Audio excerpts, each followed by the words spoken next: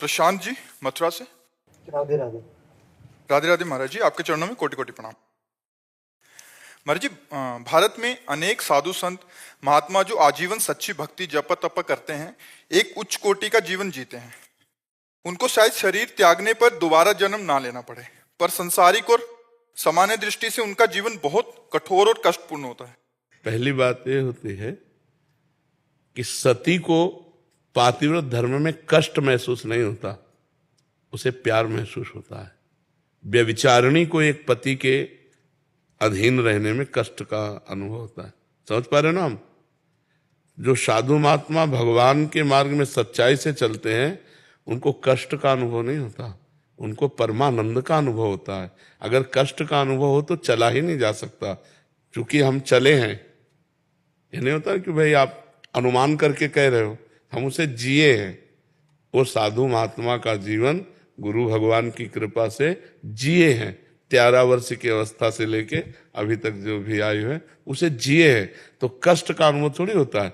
5-5 दिन 6-6 दिन भोजन नहीं मिला तो एक आनंद का अनुभव होता है, एक अद्भुत आनंद। उसी आनंद की उमगन में हर कष्ट सह जाए। माता पिता से बिछो, स्त्री भोग का त्याग, रसेंद्री जनेन्द्री के भोगों की तरफ से पूर्ण उदासीन, गर्मी सर्दी बरसात मान अपमान निंदा स्तुति सबको सहते हुए, क्योंकि एक परमानंद का अनुभव होता है तो उसमें कष्ट नहीं होता। कष्ट देखने वाले को लगता है, उसमें नहीं। जैसे वीर पुरुष को युद्ध क्षेत्र में कष्ट का अनुभव नहीं होता, उसके अंदर एक उन्माद होता है विजय सी प्राप्त करने का, और जब उसके अंगों में घाव होता है तो उसके अंदर और उन्माद प्रबल होता है। लेकिन कायर पुरुष को ये देखकर लगता है बहुत कष्ट है इसे। समझ पा रहे ना? तो परमात्मा का मार्ग आनंदमय है, ना कि कष्टमय। संसार का मार्ग कष्टमय है, परमात्मा का जो मार्ग है वो आनंदमय है। स्वयं परमात्मा श्री कृष्ण इस संसार को दुखालयम अशाश्वतम कह रहे। पहली तो ये बात हुई। अब दूसरी बात ये हुई कि जो साधारण जीव है उसको उतना तप करने की जरूरत नहीं पड़ेगी जितना महापुरुषों ने किया है। इंजन बनाने में ज्यादा परिश्रम पड़ता है और डिब्बा बनाने में उतना परिश्रम नहीं पड़ता।